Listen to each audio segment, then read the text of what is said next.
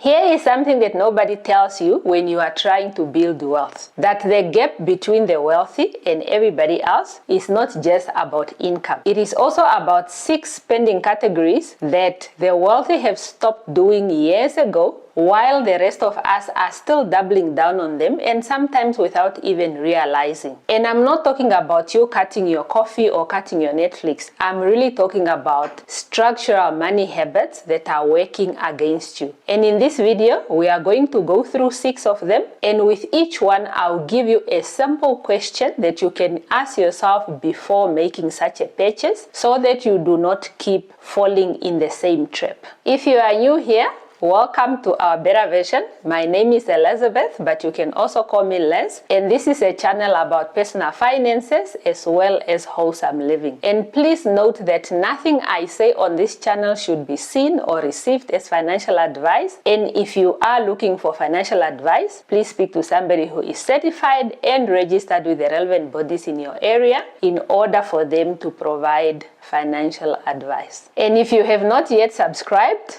hit the subscribe button.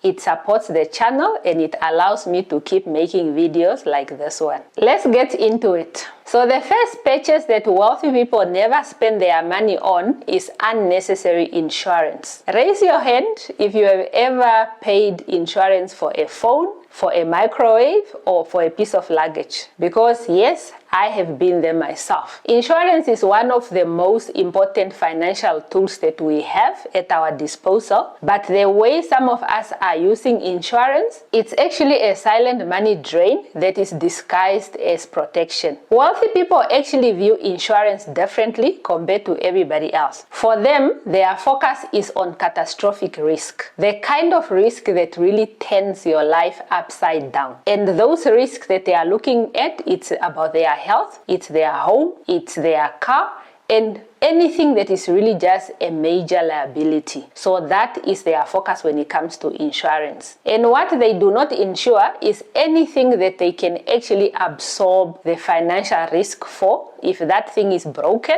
or if that thing has disappeared tomorrow. So anything that they can cover themselves, they cover, they don't pay somebody else to do that. And the things that are really of catastrophic risk to them, they properly insure those kind of things. And the question that you need to be asking yourself when it comes to insurance is that, if this thing disappeared or it's broken tomorrow, will my life be fine for the next 3 months if I don't have it? And if the answer is yes, really insure that thing and insure it properly. And also, at the same time, ask yourself, is this something that I can cover cost for if it breaks or if it needs to be replaced? And again, if the answer is yes, keep the cash and don't insure it. But the one where you really see that, yes, my life will be turned upside down if I don't have it in place, that is the one that you focus on making sure that you are properly insured for it. And that is, for instance, your home, it's your vehicle, it's your health, and also just looking at, for instance, your income protection and all of that. Those are the kind of things that you know, if this is not in place, it can really turn my life upside down. So the wealthy are not just insuring things for the sake of insuring. They are really looking at what are the things that are of highest risk to me if I do not have them in place. And that is their focus. Not just anything that an insurance company is selling you and you are just there saying, yes, let's add this, let's add that. So that is not the focus of the wealthy. So next time a shop tries to sell you insurance for your new microwave, you know better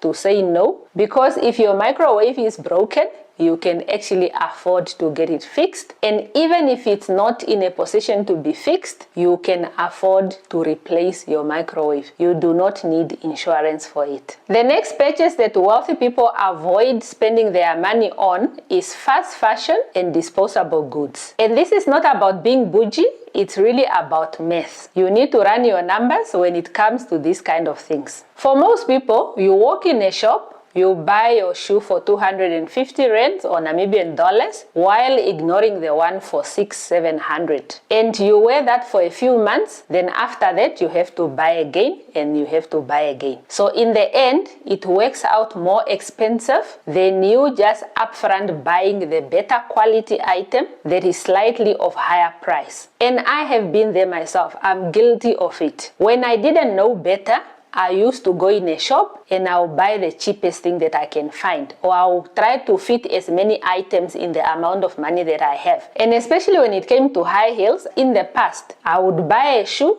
I weigh it 2-3 times, then the cap at the bottom of your heel starts to fall off. Then you have to take it to a shoe shop where they fix it for about 150. Then after maybe another 2 months, you have to go back and have it replaced again for another 150. And when you look at that total, that is an amount already that I could have just bought the 600 rand shoe from the beginning, which I could wear longer, and it's most probably even more comfortable compared to me buying the cheaper one, and every now and then you have to go to the shop and replace and replace and replace. So in the end, it's much more expensive for you to buy cheap. And the concept here is cost per use. Whenever you are buying this fast fashion or you are buying these disposable goods, ask yourself, what is my cost per use on this item? Because sometimes the things that we are buying, they don't make financial sense. And that is exactly why wealthy people buy fewer items. They choose the best quality fabrics and materials, and they focus on timeless pieces other than focusing on trends. So for them, it's about quality, it's about choosing fewer but better, and really going for things that can go for a long time without running out of fashion.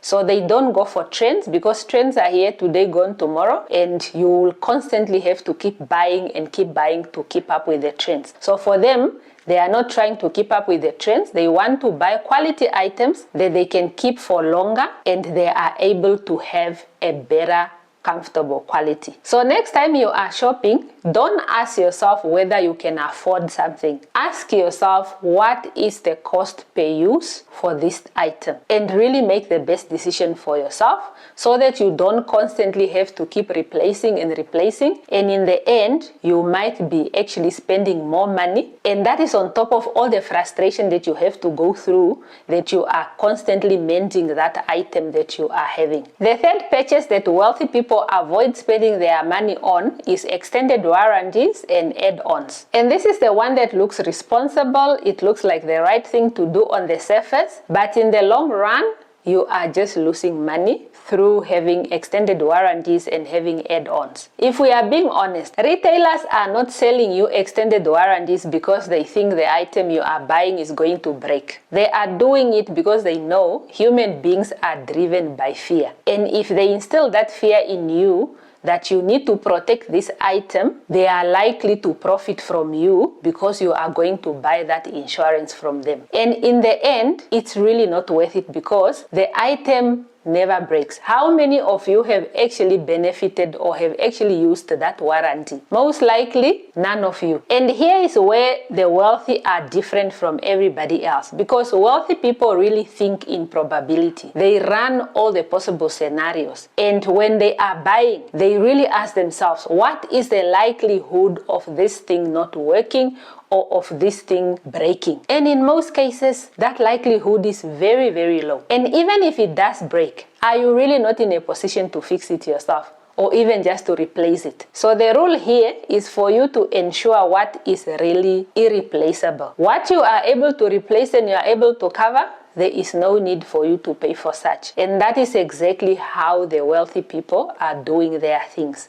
They are not throwing away money in add-ons or in extended warranties. Another purchase that wealthy people avoid spending their money on is brand new depreciating assets. And our cars are a classic example of such a depreciating asset. When it comes to cars, the moment you drive it out of that dealership where you bought it, it's already losing between 15 to 20% of its value. And within the first 3 years, it will lose up to 40% of that value. And that is a huge depreciation dip. And that is exactly why When it comes to wealthy people, they buy their vehicles used. Most of them buy their vehicles used between 1 to 3 years because they know in those 3 years, that vehicle has already taken the sharpest decrease in its value. So they are going to buy it slightly at a better price because somebody else has already absorbed most of the risk. So the wealthy end up buying the same good brand of a car, the same good quality, just slightly used, and the price has dropped significantly. So somebody else has taken the hit when it comes to depreciation, and they really just take over at a time where the car is still in good condition, the car is still fairly new, but in terms of value, someone else has made that 40% loss and they don't have to take it up. And they don't just apply this when it comes to cars. They also apply this when it comes to their other assets. Think of things like your phone. Nowadays, people are buying phones for 50,000, brand new. But do you really have to buy the latest of the phone? Do you really need to buy the phone that is released in 2026? Or you can buy 3 models behind at a better price, because those ones will not be as expensive as this hot new one that is on the market. Always look at that. And another thing that wealthy people do, they keep their things for longer. Even when they do buy brand new, especially when it comes to phones, they will buy that brand new phone and keep the phone for the next 4, 5, 6 years. As long as the phone is still working, is still doing what it's supposed to do, there is no need for constant upgrades, because that is how you end up giving away your money that could be building your wealth. So next time you are buying items within this category, really ask yourself, am I buying for the utility of this item,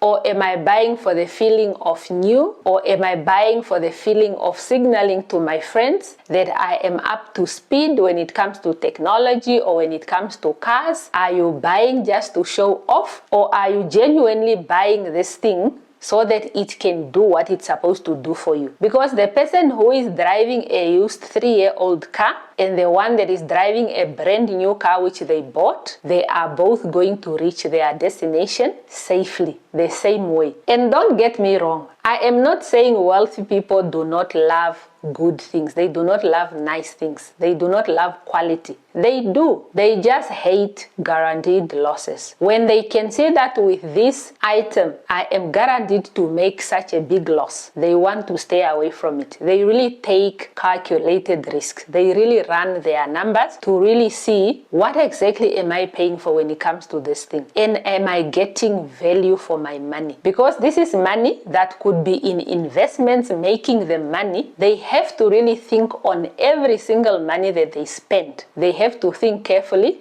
Am I getting the best value? Is this the best thing that I need? Or am I trying to signal something to somebody else? The next purchase that wealthy people avoid spending their money on is status symbols for validation. And when it comes to this, it's not just about money, but it's about psychology. Are you buying this thing for you to show off, or are you really buying it because it's what you want, it's what you need, and it's something that aligns with your values? Because those are different things. When it comes to status symbols, a lot of low to middle income earners actually spend a lot of their money on this area of purchases. They want the designer, they want the logo, they want the symbol, they want everybody to see that they have this type of watch, they have this type of bag, they have this type of shoe, and they will spend so much money that sometimes they don't even have, so that they can signal to the people around them that yes, I have arrived, yes, I am doing well, yes, I am at this level, even when they are not there, even when they are in debt, even when they are struggling. But what wealthy people are not doing is going after logos. They are really not bothered by logos. They are not bothered by brand items. For them, they really want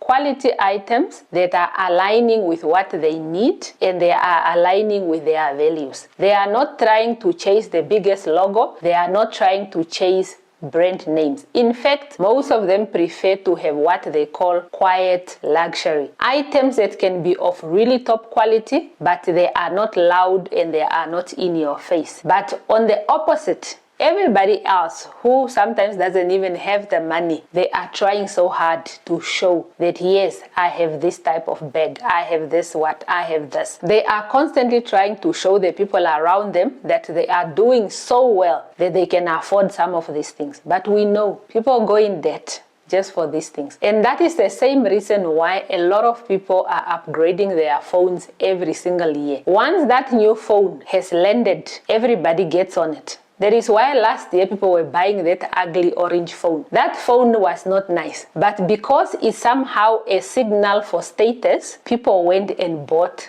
the orange phone. But was it really necessary? Was your previous phone not working? Did you have any issue with your other phone? Most likely, no, but people wanted to show that yes, I also have the latest, I also have the orange phone. And while we are here, I want us to look at what they say: wealth whispers while insecurity shouts. The people who are really having the capacity for some of these things, they don't care about these things. They care about building their wealth. They care about remaining wealthy. They care about other things that have more meaning to their lives. Yes, I'm not saying it's bad or I'm judging people who love brands, but don't chase the logo when you don't have an emergency fund. Don't chase the logo when you don't have investments. Don't chase the latest phone when you are not having any wealth that is being built in the background. There are people, yes, that love certain things, and that is fine. But majority that are chasing the status symbols, that are chasing the logos, that are chasing the loud things, that are chasing the orange phones, are people that can barely afford them. And even when they do, financially, they don't have the good foundation that they are supposed to have in place. So before you go chase some of those things, really make sure that your base, when it comes to your financial foundation, is covered. So under this spending,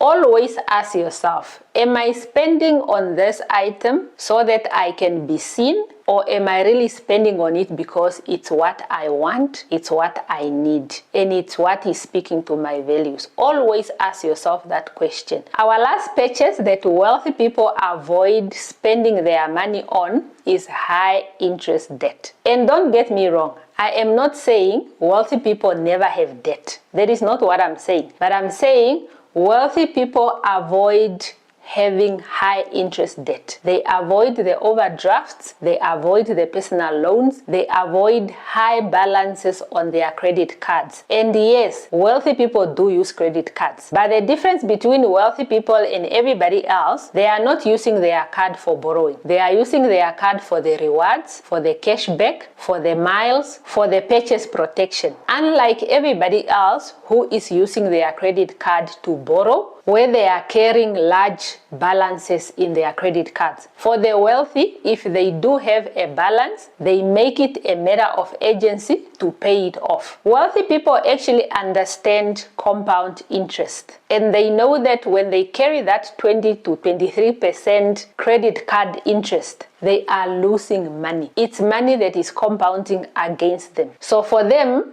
they pay their balances every single month. They are not trying to carry that debt over 8 months or 12 months or whatever while they are just paying minimums. No, they prioritize paying off that debt as soon as possible, so that that money they could have spent on interest and reaching the credit provider is money they put into their investments, so that their investments is able to make them even more money. And that is the key difference between the wealthy and everybody else. So next time you are carrying balances on your credit card, really learn from the wealthy, prioritize paying it off, continue using your card, but cut as much as possible or avoid as much as possible paying that whatever percentage of interest that you are being charged by your provider. As I always say in my videos, high interest debt is one of those things that are a real wealth killer. And a lot of people don't understand that. You will find somebody who has a large balance on their credit card. They also have an overdraft. They might also have a personal loan. And all of these things are really charging them high interest. And then you have people who are addicted to clothing accounts. They have an account with 4 different shops. And all of these are charging them interest. And when the month ends, they only go there and make minimum payments. And the shops are happy for you to make that minimum payment because they will keep charging you and charging you. So if you are carrying those clothing account balances that are so high, prioritize paying all those things off and channel all this money that you were supposed to pay to them, channel it to your money goals, channel it to building wealth. Otherwise, building wealth will just be a dream. It will just be something that you talk about, but you are actually not doing it. So those are our 6 purchases that wealthy people really avoid spending their money on. And if you look at the pattern among all of those points, you can see that wealthy people hate guaranteed losses. They hate losing money. They will do whatever is possible to reduce their risk of losing money. Because you know why? For you to remain wealthy, you have to protect your money. You have to constantly keep creating a gap between your income and your expenses and channel that difference into your investments. So that is really the key pattern amongst all of these points that we have discussed. And I want you from today on, every time you are purchasing something under any of these categories, really ask yourself, am I getting the best value for my money? And if the answer is no, then don't go ahead. Always do your best to get the best value for your money and try to avoid buying things just for the sake of being seen with that thing, just for the sake of showing the people around you that you have that thing. Really focus on making purchases that are speaking to your needs, that are speaking to your values. We have come to the end of our video. If you found value in this video, share it with somebody who needs to hear it. And really just share it with as many people as possible. Let's build a community of people who are not just talking about wealth, but they are really walking the talk and they are implementing everything that they are learning so that we do build wealth for ourselves. And I'll see you in the next video.